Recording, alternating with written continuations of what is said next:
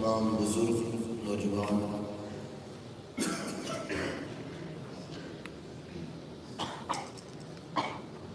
اللہ تعالیٰ نے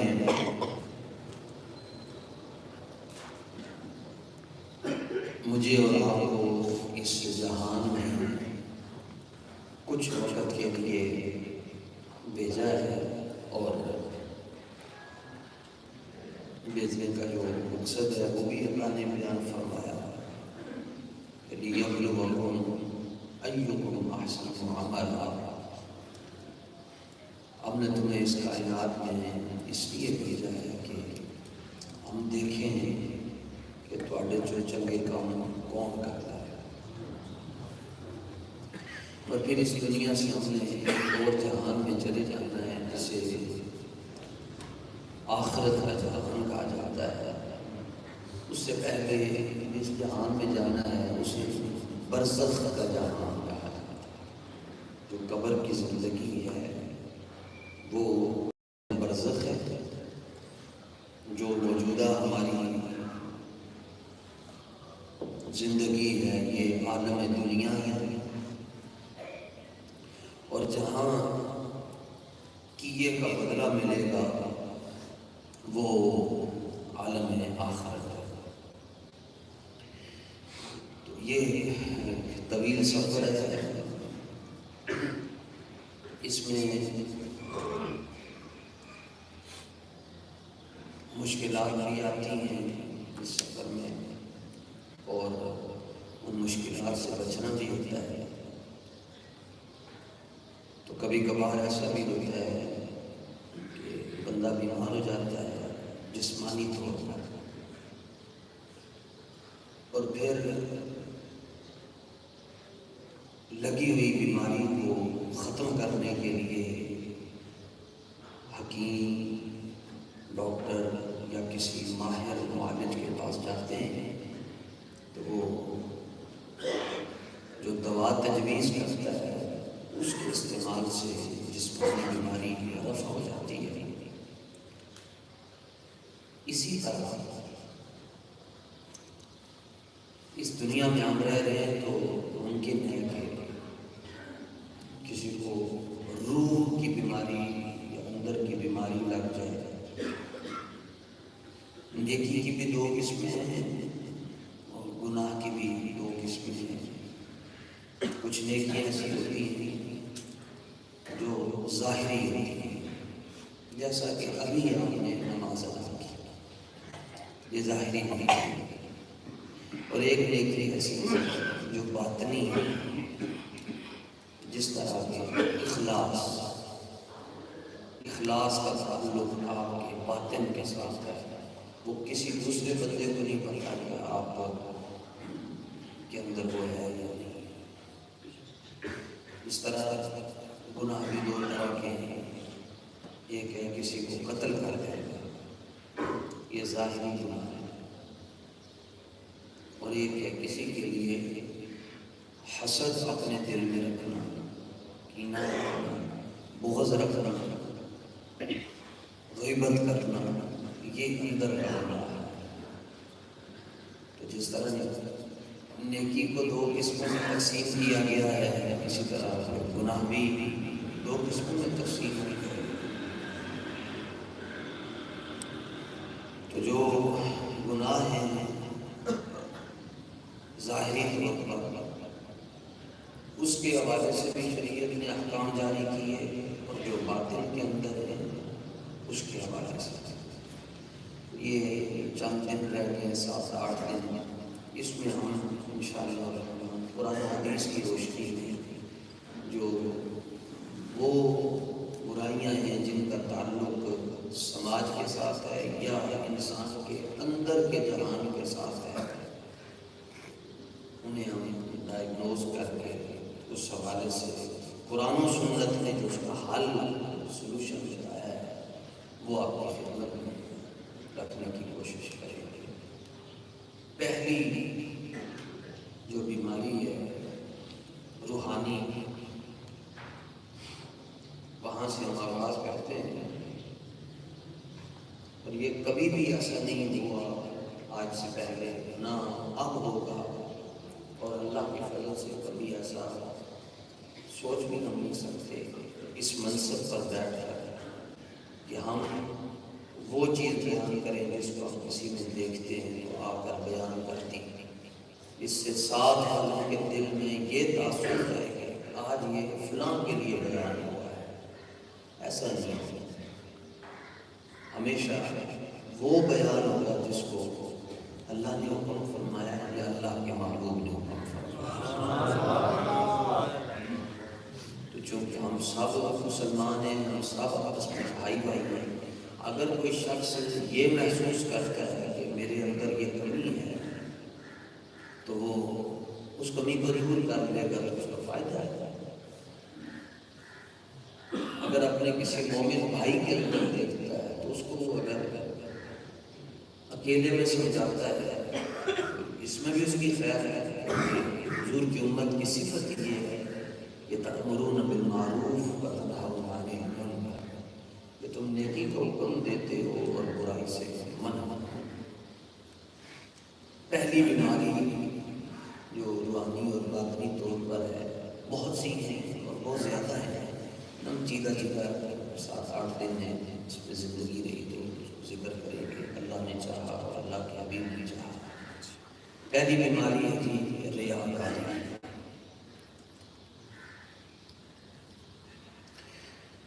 ریاکاری کا مطلب یہ ہے کہ آپ اللہ جل شانہ کی عبادت اس کی رضا کو پانے کے لیے نہ کریں بلکہ کسی اور ارادے کے ساتھ کریں۔ عبادت اللہ کی ہے اور اس میں اللہ کی خوشنودی، اللہ کا قرب، یہ ارادہ نہیں ہے۔ مثلا وقت کے اختصار کی وجہ سے ایک مثال آگے بڑھیں۔ مثلا فرض نماز یہ اللہ کی عبادت ہے، لیکن میں اس لیے فرض کو لمبا کر کے پڑھ رہا ہوں کہ جو میرے ساتھ بیٹھا ہے وہ جا کر کے بڑا نمازی ہے، بڑی لمبی نماز میں بڑا عبادت گزار ہے، اب اس میں اللہ کی رضا نہیں رہی اور میں پہلے سے یہ نیت کر کے آیا ہوں کہ میں اس لیے نماز پڑھ رہا ہوں کہ لوگ مجھے نمازی کہیں۔ یہ ایک مثال کافی ہے۔ میں اس لیے صدقہ دے رہا ہوں لوگ کہیں کہ یہ خرچ کرتا ہے، میں اس لیے دین پڑھ رہا ہوں کہ لوگ کہیں بڑا بڑا مولوی ہے، میں اس لیے میدان جہاد میں جا رہا ہوں کہ لوگ یہ کہیں بہت بڑا بڑا مجاہد ہے۔ یہ اب اس میں اللہ کی رضا وہ شامل نہیں ہے۔ کام تو اچھا ہے لیکن کہاں چلا تعریف بھی آپ کی خدمت میں عرض کر دی کہ اللہ کی رضا کے علاوہ کسی اور ارادے سے اللہ کی عبادت کرتی۔ مثال بھی آپ کی خدمت میں سمجھانے کے لیے عرض کر دی۔ اب جامع ترمذی ہے، یہ بخاری اور مسلم کے بعد اس کا رتبہ ہے، قرآن مجید کے بعد ہے، تیسرے نمبر پر یہ کتاب ہے۔ امام ترمذی رحمۃ اللہ تعالی نے اسے لکھا۔ تو اور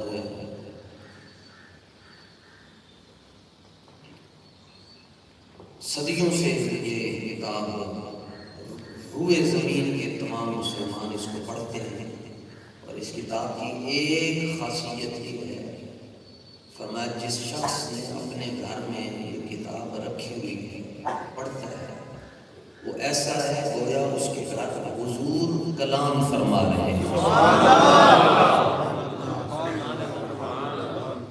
رسول اللہ کلام فرما رہے ہیں صلی اللہ علیہ وسلم۔ جامع ترمذی 200 ہجری میں پیدا ہوئے اور 280 ہجری میں آپ کا انتقال ہو گیا۔ بخاری اور مسلم کے بعد مدارس میں پوری دنیا میں، لیکن ایک قول کے مطابق یہ ہے کہ بخاری کے بعد جامع ترمذی کا مقام ہے۔ اور جو نور حدیث کے طلباء تشریف فرمائے ہیں ان کی خدمت میں عرض کروں کہ امام ترمذی علیہ الرحمہ امام بخاری کے شاگرد بھی ہیں، امام بخاری کے شاگرد ہیں امام ترمذی، لیکن کرم یہ ہے امام ترمذی پر کہ امام بخاری ایک دو حدیثیں امام ترمذی سے بھی لے کر آئے ہوئے ہیں۔ امام بخاری کہتے ہیں کہ حدیث مجھے امام ترمذی نے بیان کی، شاگرد نے بیان کی۔ اس جگہ تک امام بخاری کی اپروچ نہ ہو سکی جہاں تک امام ترمذی حدیث کی تلاش میں چلے گئے۔ یہ مقام ہے اس لیے عرض کر رہا ہوں کہ جب دوبارہ ہم ترمذی کا نام لیں گے جامع ترمذی کا تو آپ کے دل میں امام ترمذی کا جو مقام اور مرتبہ ہے وہ ازبر رہے گا۔ سیدنا ابو ہریرہ رضی اللہ تعالیٰ عنہ سے آپ حدیث نمبر 2382 یعنی 2382 نمبر پر یہ حدیث ہے، آپ لے کر آئے۔ حضرت ابو ہریرہ رضی اللہ تعالیٰ عنہ فرماتے ہیں کہ اذا كان يوم القيامة ينزل الى العباد ان اللہ تبارک و تعالی کہ قیامت والے دن جب اللہ جل شانہ اپنے بندوں کی طرف نزول فرمائے گا فیصلہ کرنے کے لیے، مسند قضا ہوتی ہے، سب انتظار کر رہے ہوتے ہیں کہ جج نے آنا ہے، اور سب کی حالت یہ ہوتی ہے کہ پتہ نہیں اب فیصلہ کیا ہوگا۔ جنہوں نے آج کے دور میں رشوت دی ہوتی ہے بسا اوقات وہ بھی پریشان ہوتے ہیں کہ ہم سے زیادہ کسی اور نے نہ دے دی، تو وہ بھی جج صاحب جب کرسی پر بیٹھتے ہیں تو ایسے ایسے احکم الحاکمین اپنی صفت انتقام کے ساتھ جب وہ اجلال فرمائے گا، نزول اجلال، کائنات کی لوگ جو پوری مخلوق کو کانپ رہی ہوگی اور سب برہنہ ہوں گے، تو اللہ تعالیٰ پہلا جو فیصلہ فرمائے گا حکم ہوگا فَأَوَّلُ مَن يَدْعُو بِهِ رَجُلٌ جَمَعَ الْقُرْآنَ وَرَجُلٌ قُتِلَ فِي سَبِيلِ اللَّهِ وَرَجُلٌ كَثِيرُ الْمَالِ۔ اللہ تعالیٰ ملائکہ سے فرمائے گا سب سے پہلے 3 طرح کے لوگوں کو میرے دربار میں لایا جائے۔ نمبر 1 حافظ قرآن،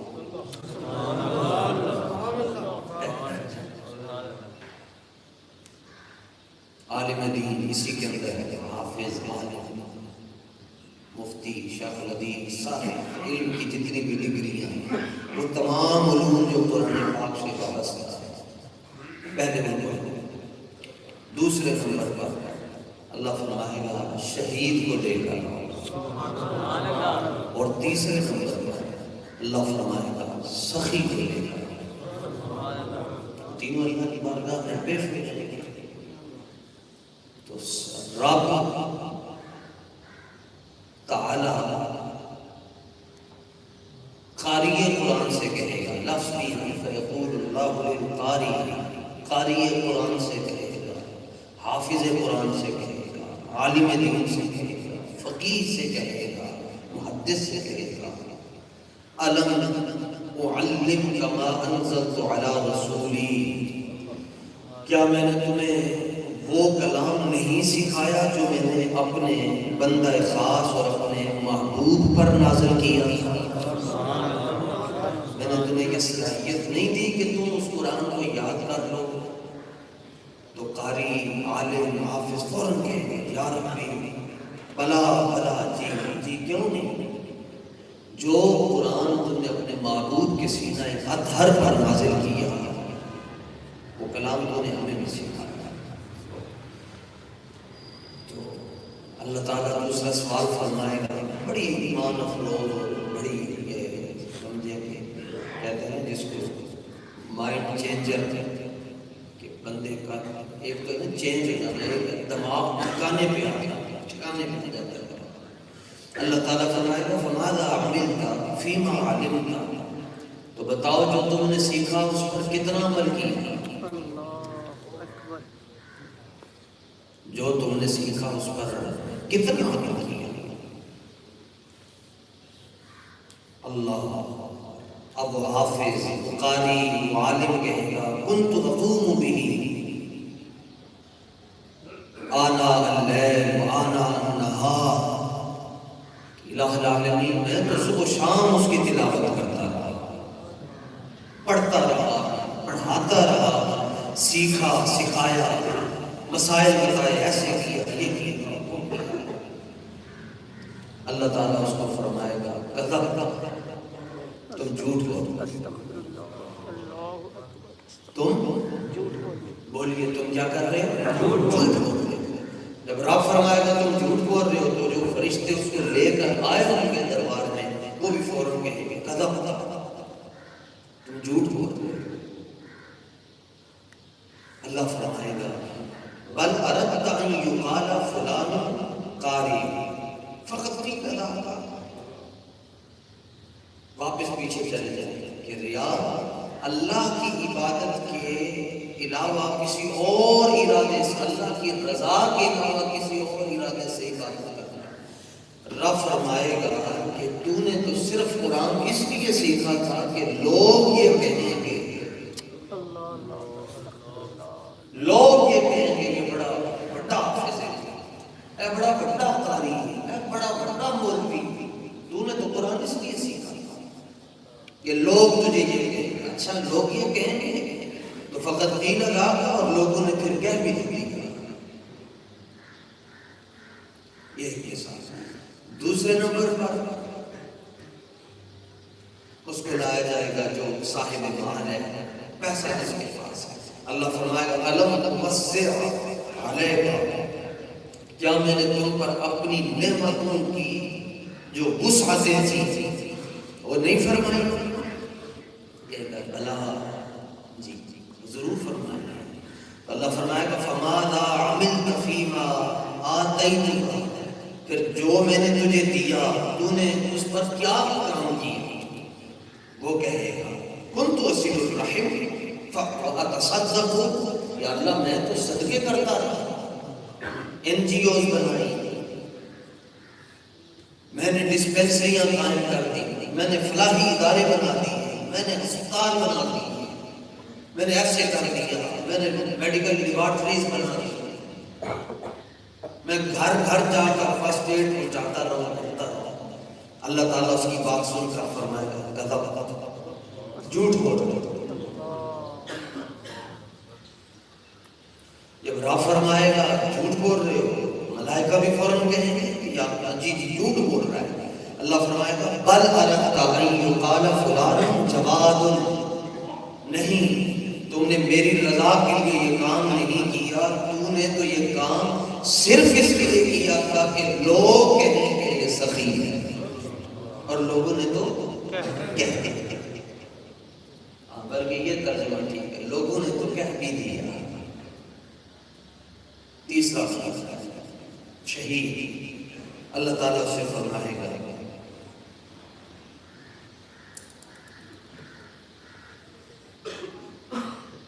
کہ اے میرے بندے،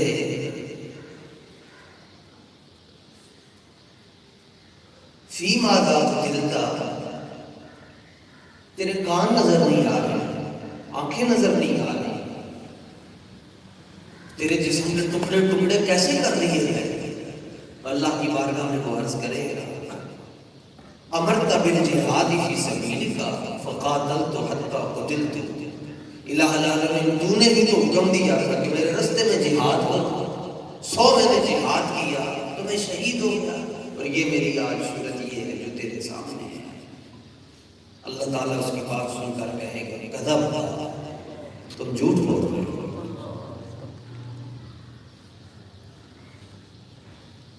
ملائکہ بھی کہتے ہیں کہ تم جھوٹ بول رہے ہو۔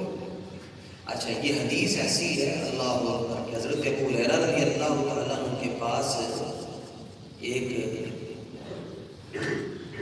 شخص حاضر ہوا، حضرت ابو ہریرہ اس وقت بیٹھے ہوئے تھے، تو اس نے دو زانو ہو کر حضرت ابو ہریرہ کے سامنے بیٹھ گیا اور عرض کرنے لگا حضور میں آپ کو واسطہ دے کر کہتا ہوں کہ آپ مجھے حضور کا وہ فرمان سنائیں جس پر میں عمل کروں اور میرے سارے مسئلے حل ہو جائیں۔ اس وقت حضرت ابو ہریرہ نے اس کو یہ حدیث سنائی، اور میں بیٹھ گیا، تھوڑی دیر بیٹھ گیا، آپ کچھ کام کاج کر کے واپس تشریف لائے۔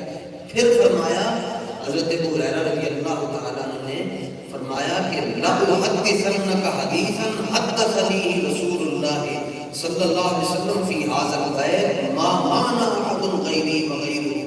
فرمایا تم نے بڑی محبت کے ساتھ دو زانو ہو کر بیٹھ کر مجھے کہا کہ اے ابو ہریرہ مجھے آج کوئی خاص حدیث سنا دیں۔ فرمایا میں تمہیں وہ حدیث سنا رہا ہوں جو حدیث مجھے آقا علیہ السلام نے اس مقام پر جب ارشاد فرمائی تھی تو حضور کے علاوہ اور میرے علاوہ وہاں کوئی تیسرا موجود نہیں تھا۔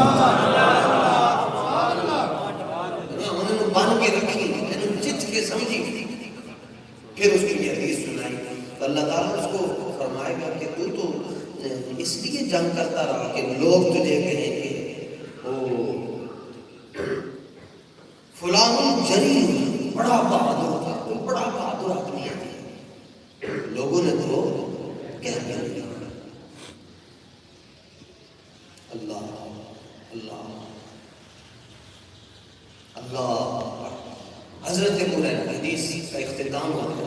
حضرت ابو ہریرہ رضی اللہ تعالیٰ عنہ فرماتے ہیں کہ جب رسول اللہ یہاں پر جو کہ آقا علیہ السلام منظر کھینچ رہے ہیں، منظر کشی کر رہے ہیں حشر کی، قیامت کے دن کی، اللہ جیسے فیصلہ فرمائے گا، حضور صحابہ کہتے ہیں کہ جب رسول پاک صلی اللہ علیہ وسلم قیامت کا منظر بیان کرتے تھے ہمیں ایسے محسوس ہو جاتا تھا کہ جیسے ہم حشر میں کھڑے ہیں۔ توجہ رکھیے، کسی کا اشارہ رسول اللہ کے اشارے جیسا نہیں ہو سکتا، کسی کا ہاتھ حضور کے ہاتھ جیسا نہیں ہو سکتا۔ حضرت ابو ہریرہ فرماتے جب حضور یہاں پر پہنچے تو پھر رسول پاک نے کیا کیا، ثم ضرب رسول اللہ صلی اللہ علیہ وسلم علی رکبتی۔ فرماتے ہیں کہ پھر آقا علیہ السلام و تسلیم نے، حضرت ابو ہریرہ فرماتے ہیں کہ حضور نے میرے جو مبارک گھٹنے تھے، میرے گھٹنے ان پر اس طرح کر کے تو سرکار نے ضرب لگا، ایسے کر کے۔ بڑا ہی کوئی خاص مسئلہ ہوتا ہے اور آپ اپنے شاگرد کو، اپنے بیٹے کو، اپنی اولاد کو سمجھا رہے ہوتے ہیں، ساتھ ایسے نہیں کرتے، امتحان کو امتحان ہی کریں۔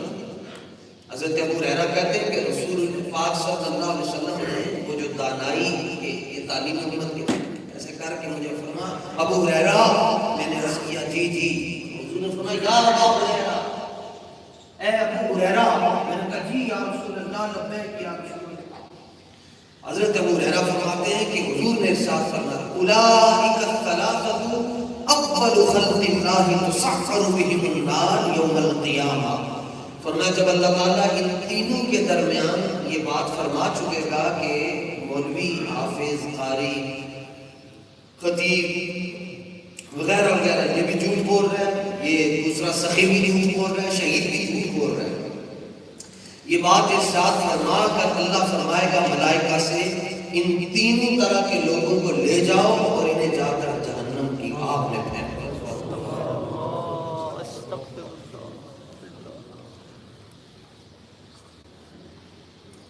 حضرت ابو ہریرہ کے جسم پر حضور نے ضرب لگائی، فرمایا کہ اول خلق اللہ، اللہ کی مخلوق میں سب سے پہلے جس مخلوق کو جہنم میں ڈالا جائے گا وہ یہ تین طبقے ہوں کہ جنہوں نے علم پڑھا تو دکھلاوے کے لیے، صدقہ کیا تو دکھلاوے کے لیے، شہید ہو گئے تو دکھلاوے کے لیے۔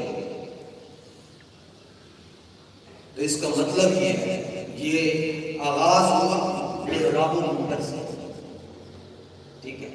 تو چونکہ یہاں سے پوری قوم میں معاشرے میں آواز جاتی ہے تو آقا علیہ السلام نے فرمایا کہ جو قرآن پڑھنے پڑھانے والے ہیں وہ خیال کریں کہ وہ کس لیے پڑھ رہے ہیں۔ پھر معاشرے کے اندر اس وقت تک سارے افراد خوشی کے ساتھ نہیں رہ سکتے جب تک کچھ لوگ دینے والے ہوں، غریبوں کا بھلا نہ کرنے والے ہوں۔ تو فرمایا وہ بھی خیال کریں کہ وہ کس کے لیے بھلا کریں، یعنی ابدیت کیا ہے. اور پھر تیسری صورت ہوتی ہے جو سرحدوں پر لڑنے والے ہیں، جو ملک کی دفاع میں مصروف رہتے ہیں، فرمایا ان کو بھی خیال کرنا چاہیے کہ وہ یہ کام اس کے لیے کر رہے ہیں. یہ اور اگر اس کے اندر اللہ کی رضا آ جائے، اللہ کی رضا آ جائے، ابھی عالم بنا نہیں، ابھی حافظ بنا نہیں، صرف اللہ کی رضا کے لیے حافظ قرآن گھر سے نکلا. اس کے والدین نے کہا پتر رسی تم اللہ کی رضا واسطے نکلا. تو آقا علیہ السلام نے اس کے بارے میں دوسری حدیث فرمایا کہ جو شخص طلب علم کے لیے گھر سے نکلتا ہے اور رضا اللہ کی مقصود ہے، فرمایا اس کے پاؤں کے نیچے فرشتے اپنے نورانی پر بچھا دیتے ہیں. اب یہ نہ ہو نا کہ آپ حدیث سن کر باہر جا کر دیکھیں جی کوئی مولوی ہے، وہ آپ کو پسند نہیں ہے تو آپ کہیں دیکھو جی مولوی جو سارے انہوں پہلے دوزخ ہی جائیں گے. کوئی سخی آپ کو پسند نہیں، آپ کہتے ہو وہ چونکہ آپ کے معیار کے مطابق نہیں ہے تو آپ کہیں دوزخ ہی جائے گا. اور جس نے اللہ کی رضا کے لیے صدقہ دیا، صدقے میں کوانٹیٹی کو نہیں دیکھا جاتا کہ کتنا دیا، صدقے میں دیکھا جاتا ہے دیتے وقت اس کی ادا کیا تھی. 9 کروڑ روپیہ تبوک کے موقع پر، آج کے دور کے مطابق 9 کروڑ روپیہ غزوہ تبوک کے موقع پر حضرت عثمان غنی نے حضور کی چولی میں رکھ دیا. اور آقا علیہ السلام حضرت عثمان غنی کے مبارک جو پیسے تھے ان کو حضور اچھال رہے. سبحان اللہ. کسی کا اشارہ آقا علیہ السلام کے اشارے جیسا نہیں ہے. وہ یعنی 9 کروڑ روپیہ آج کے دور سے پڑا ہوا ہے، اس وقت کے اعتبار سے وہ درہم پڑے ہوئے، درہم چاندی کے ہوتے ہیں. آقا علیہ السلام ان کو اوپر نیچے کر رہے ہیں درہم کو، اور ساتھ ہی فرما رہے ہیں عثمان آج کے بعد کچھ بھی نہیں کرو پھر بھی جنت میں جاؤ. ٹھیک ہے، 9 کروڑ روپیہ دے رہے. اور دوسری طرف حضور کے غلام ہیں حضرت عقیل انصاری، کچھ بھی نہیں ان کے پاس. اعلان ہو گیا کہ اسلام کے لیے ڈونیشن چاہیے،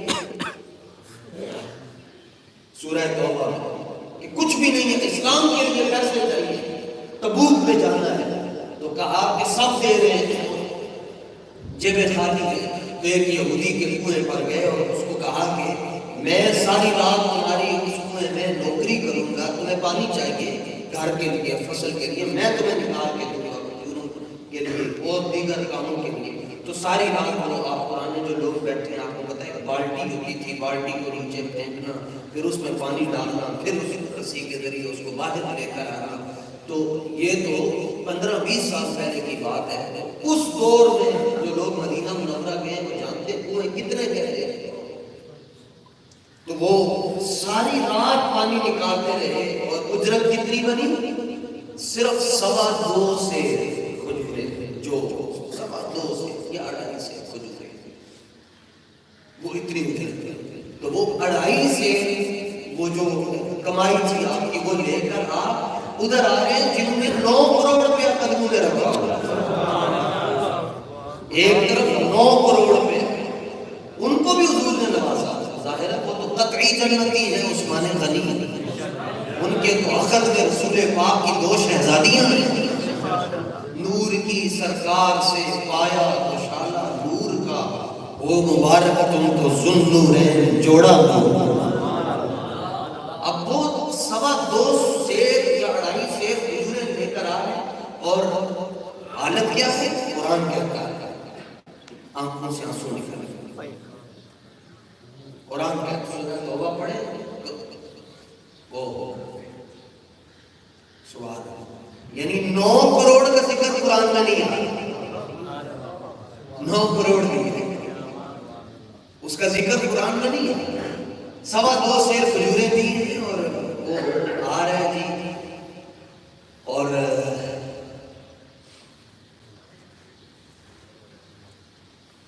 اب مالک اور لجپال بھی تو اب ان کی ادا بتا رہی تھی. خود آئے وہ اپنی جو ان کی جمع پونجی تھی ان کے لیے وہ جو 2 سیر کھجوریں ہیں، وہی بلین ٹریلین تھے نا، کل کائنات ان کی ہوئی تو لے کر آقا علیہ السلام کی بارگاہ میں ایک طرف دیکھ رہے ہیں ڈھیر لگے ہوئے ہیں ہر شے کے، تو اب اپنا ایک مناسب سا ہدیہ نذرانہ پیش کیا تو آقا علیہ الصلوۃ والتسلیم کو ان کی ادا پر اتنا پیار آیا کہ خود رسول پاک اٹھے اور وہ جتنے مال کے فرمایا ڈھیر لگا دو، سب کی ڈھیریاں لگا دو، اور ہر ڈھیر کے اوپر 2 3 کھجوریں رکھ رہے ہیں اور فرما رہے ہیں آج ابو بکر کا مال بھی قبول ہونے تے عقیل انصاری کی وجہ سے قبول ہو،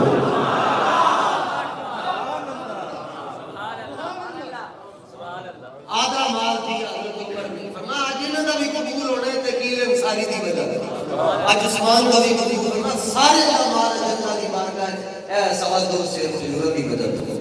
رضا کیا ہے؟ رضا کیا ہے؟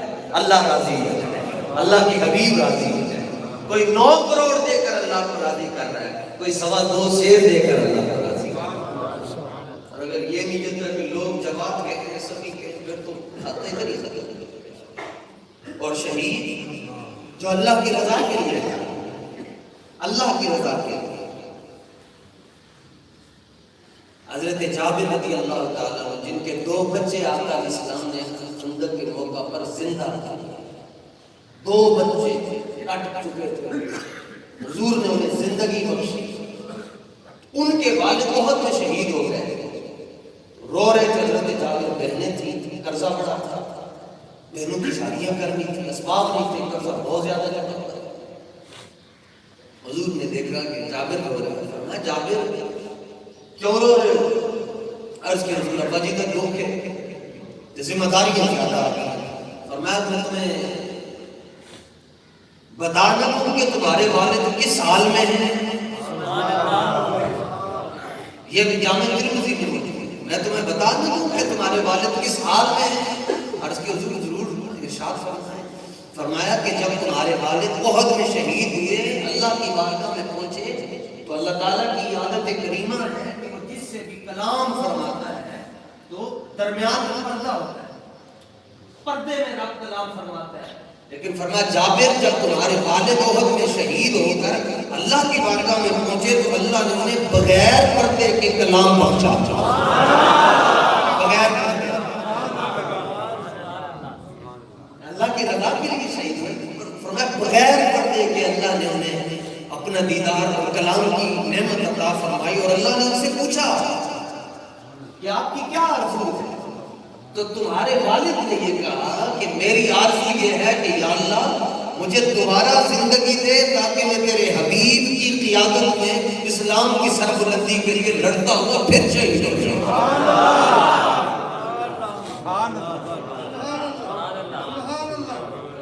دو باتیں صدقے کی بات ہے، جو بندہ صدقہ کرتا ہے اور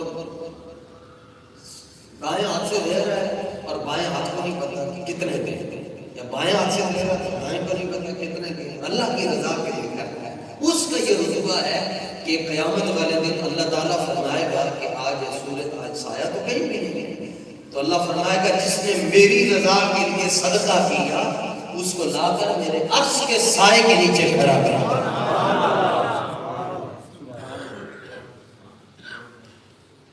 ریاکاری کی تعریف بھی آپ نے سن لی کہ اللہ کی رضا سے ہٹ کر کسی اور ارادے سے عبادت کرنا، مثالیں بھی سن لی، حکم یہ ہے کہ یہ شرک اصغر ہے، چھوٹا شرک ہے،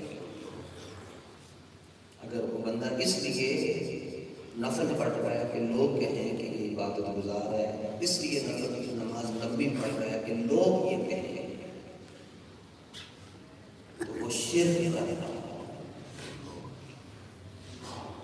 آخری جو چیز اس کا علاج، اس کا علاج کیا ہے؟ بیماری تو بتا دی، اس کے بڑے علاج ہیں، کوئی ایک بیماری اس کے 10 علاج ہوتے ہیں، 15 علاج ہوتے ہیں، کوئی پرہیز کے ذریعے علاج کرتا ہے، کوئی خوراک کے ذریعے علاج کرتا ہے، موٹاپے کا ایک علاج یہ ہے کہ خوراک کے ذریعے علاج ہے، جو باقی چیزیں وہ بند کر دی جائیں۔ تو اس کا جو سب سے مناسب اور فری آف کاسٹ علاج ہے، امام غزالی نے بتایا، وہ یہ ہے، فرمایا اللہ سے اللہ کا فضل مانگو اور اللہ سے دعا مانگو کہ یا اللہ مجھے اس بیماری سے محفوظ رکھنا، یہ سب سے پھر اس کی برانچیں اسی ذہن میں یہ ہے کہ نیکی چھپ کر ظاہر ہے جب نیکی کسی کے سامنے کرے گا ہی نہیں تو دل میں یہ کیسے آئے گا کہ مجھے کوئی نیک نہیں، نیکی چھپ کر دنیا کہے گی یہ کوئی اور ہے اور وہ کوئی اور ہے۔ اللہ سے فضل مانگے، دعا مانگے، فضل کا مطلب یہ ہے کہ اللہ کا فضل ہو جائے تو پھر بندے کا ایک مسئلہ نہیں ٹھیک ہوگا، سارے مسئلے ٹھیک ہوگا۔ اللہ جل مجدہ الکریم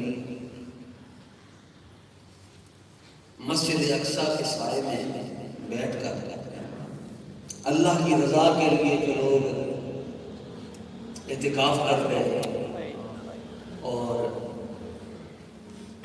بیت المقدس کے تحفظ کے لیے جو اعتکاف میں بیٹھے ہوئے ہیں، اللہ تعالیٰ ان کے دکھ آپ سب کا اعتکاف، نمازیں اور روزے، صدقات و خیرات، تراویح اپنی بارگاہ میں قبول فرمائے۔ ہمیں یہ انتظار ہوتا ہے افطاری میں گوڑ سموسے آئیں گے، ہمیں یہ انتظار ہوتا ہے جام شیرین آئے گا، ہمیں یہ انتظار ہوتا ہے آج دودھ آئے گا، ہمیں یہ انتظار ہوتا ہے آج فلاں پکوان آئے گا، ہمیں یہ انتظار ہوتا ہے آج فلاں سالن آئے گا، اور ان کو افطاری میں بم مل رہے ہیں، بم، ان کو افطاری میں بچوں کی لاشیں مل رہی ہیں، ان کو افطاری کے اندر اپنی ماؤں کے کٹے ہوئے سر مل رہے ہیں، تو پھر کروڑوں اربوں کھربوں سلام ان حسین و جمیل لوگوں کو، دنیا کے خوبصورت لوگ فلسطین میں ایسے ایسے ان کے بچوں کو دیکھیں آپ تو یعنی یوں کہتے ہیں کہ ہاں حسن کی امتحان ہے، اور وہ صرف اوپر سے حسین نہیں، جتنا وہ اوپر سے خوبصورت ہے اتنا ہی وہ اندر سے بھی سونے ہیں۔ تو اللہ تعالیٰ ان عظیم اور غیرت مند اور بہادر دلیر چھوٹے چھوٹے بچوں کے تو خیر ہم سب کو غیرت دینی عطا فرمائے۔ گاہے بگاہے میں آپ کو یاد کرواتا رہتا ہوں کہ سحری اور افطاری کے دسترخوان کو اسرائیل کی مصنوعات سے بچاتا اور وہ مصنوعات نہ بھی ہوں گی تو روزے رکھ بھی جائیں گے، کھل بھی جائیں گے۔ لوگوں کے ایک ہی مطلب ہے، ہاں جی اگر آپ مصنوعات کا بائیکاٹ کر رہے ہیں تو موبائل کو استعمال کریں، یہ جال ہوتے ہیں بیٹا، یہ جال ہے، یہ لوگوں کو شیطان کے ذریعے برگلانے کے لیے۔ ایک تو یہ کہتے ہیں کہ ان کو کیا ملے گا، وہ بھائی ہمارے بائیکاٹ کرنے سے ان کو کچھ بھی نہیں ملے گا، ہمیں معافی مل جائے گی، ممکن ہے ہمیں معافی ملے گی، موبائل کو استعمال کر رہے ہیں۔ بھائی جنگ کا اصول ہے کہ جب دو فریقین میں، دو گروہ میں جنگ ہو رہی ہے تو ایک کے پاس ڈنڈا ہے، وہ ڈنڈے پر ساتھ ہے، تو دوسرا کیا کرے گا، وہ بھاگ کر پتھر تلاش کرے گا، اس کے پاس ڈنڈا نہیں ہے تو وہ پتھر تلاش کرے گا، وہ پتھروں کے ساتھ ڈنڈوں کا مقابلہ کرے گا۔ تو یہ موبائل بمثل پتھر ہے، یہ حالت جنگ میں ہے، اور اگر وہ پتھر بھی اس کے پاس نہ ہو تو پھر وہ یہ کوشش کرے گا کہ میں ڈنڈا اس کے ہاتھ سے چھین کر اسی ڈنڈے کے ذریعے اس پر میں وار کروں۔ تو یہ ہم ان کے ہاتھ سے یہ ڈنڈا چھین کر اسی کے ذریعے ان پر وار کر رہے ہیں۔ بدر میں کتنی تلواریں تھیں ان کے پاس، 2 گھوڑے، 6 زرہیں اور 8 شمشیریں، 8 تلواریں تھیں۔ تو صحابہ صرف 8 تلواروں کے ساتھ نہیں لڑے، وہ بھی ٹوٹ گئی، پھر صحابہ نے ان کی تلواریں چھین کر انہیں کی تلواروں سے ان کی گردنیں ملا دی۔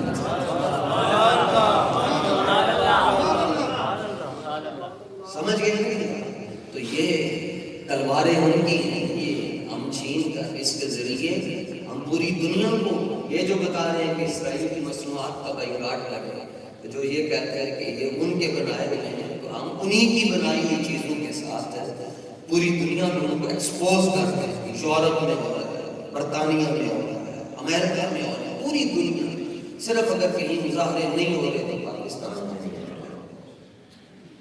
اور اصل فائدہ اس وقت ہوگا جب یہ حکومتی سطح پر اس کا بائیکاٹ ہوگا۔ اللہ ان کو بھی نور ہدایت عطا فرمائے، دعا ہی کر سکتے ہیں، لیکن آپ میں اور